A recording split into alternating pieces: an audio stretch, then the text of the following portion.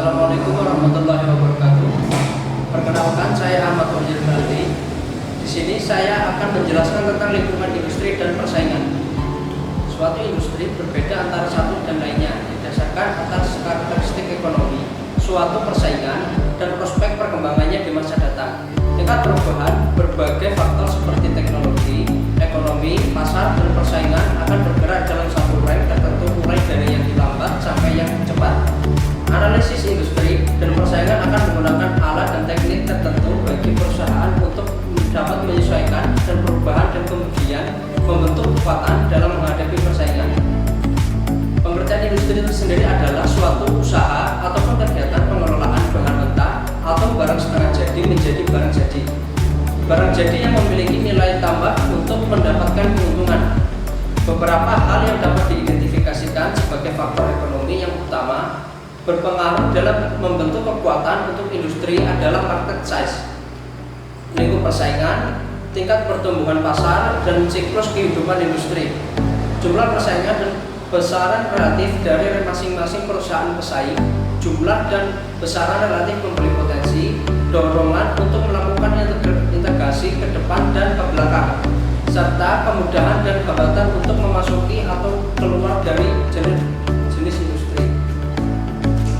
Industri sangat erat kaitannya dengan persaingan, karena tak mungkin suatu industri hanya berdiri sendiri tanpa adanya hubungan dengan industri lain.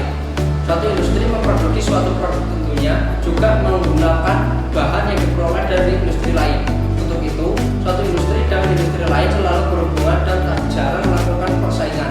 Kita ketahui tentang lingkungan industri.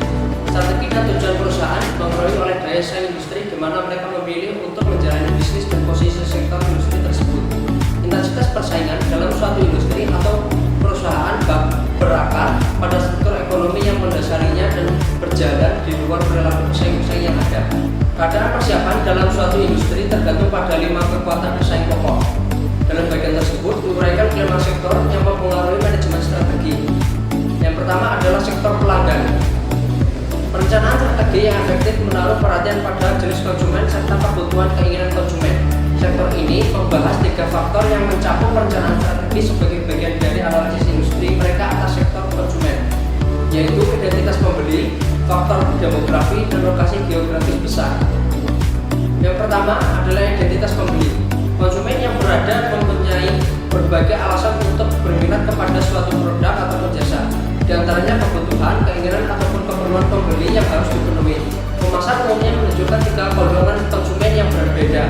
Suatu konsumen pengguna langsung ataupun user, pedagang eceran, dan institusional. Yang kedua adalah faktor demografis. Para ekonom dan ahli pemasaran sering menganggap kondisi penting yang menjadi faktor kebutuhan pokok dan pemasaran barang dan jasa, di antaranya yaitu perubahan penduduk, pergeseran usia penduduk, distribusi pendapatan di kalangan penduduk. Yang ketiga adalah faktor geografi. Perencanaan strategi yang efektif juga menelaah lingkungan geografis untuk melihat peluang dan ancaman. Pada hakikatnya, perencanaan strategi mencoba menentukan apakah terdapat kondisi yang lebih baik di tempat lain untuk mencapai tujuan perusahaan ataupun SBU. Yang kedua, ada faktor pemasok ataupun supplier. Bagi supplier ini, mereka lebih mengutamakan meningkatkan harga dan mengurangi mutu produk yang dijual adalah secara potensial yang dapat dilakukan untuk pemasok untuk mendapatkan kekuasaan terhadap perusahaan yang bersaing dalam satu industri. Yang ketiga ada faktor persaingan antara perusahaan ataupun rivalry among exciting trade. Perebutan bangsa pasar ataupun pembeli merupakan suatu kegiatan, bahkan suatu tujuan dari organisasi. Maka perusahaan itu tersendiri akan menjadi suatu kondisi yang tegang karena mereka akan berusaha dengan segenap pikiran dengan cara untuk memperoleh pangsa pasar yang lebih banyak dan memperhatikan pangsa pasarnya. Ada sektor pendatang baru, produsen baru ataupun new entrants dapat membahayakan perusahaan-perusahaan yang telah ada. Hal ini dikarenakan dengan masuknya produsen baru maka akan menambah ataupun menghasilkan kapasitas produksi tambahan yang lebih banyak. Kalau permintaan pasar meningkat, maka kondisi ini tidak jadi masalah. Namun, kalau kondisi permintaan pasar sedang menurun, maka akan terjadi masalah dalam pasar. Adapun hal lainnya adalah sektor pengganti. Perkembangan ilmu dan teknologi, maka ini makin banyak produk yang peranannya dan ganti. Sebagai contoh, gula diganti menjadi pemanis sintetis.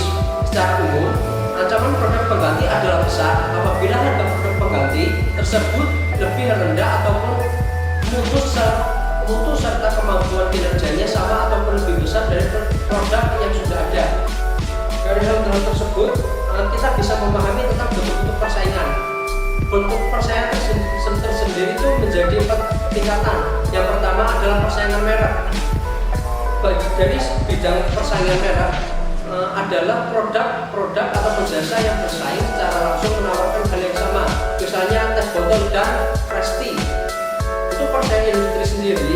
Persaingan industri dalam suatu industri tentunya tidak hanya satu produk saja. Misalnya tes botol sosro, industrinya adalah tidak hanya industri teh dalam botol saja, tetapi semua industri minuman, karena itu pesaingnya adalah juga salah satunya Coca-Cola, mungkin yang lain ada Aqua dan lain-lain. Yang ketiga adalah persaingan bentuk. Persaingan bentuk adalah persaingan dalam bentuk produk yang sama. Misalnya persaingan antara teh botol sosro dengan susu ultra dan juga yogurt ataupun yang lainnya. Yang keempat adalah faktor persaingan generik. Persaingan generik adalah persaingan umum pada semua industri. Misalnya antara teh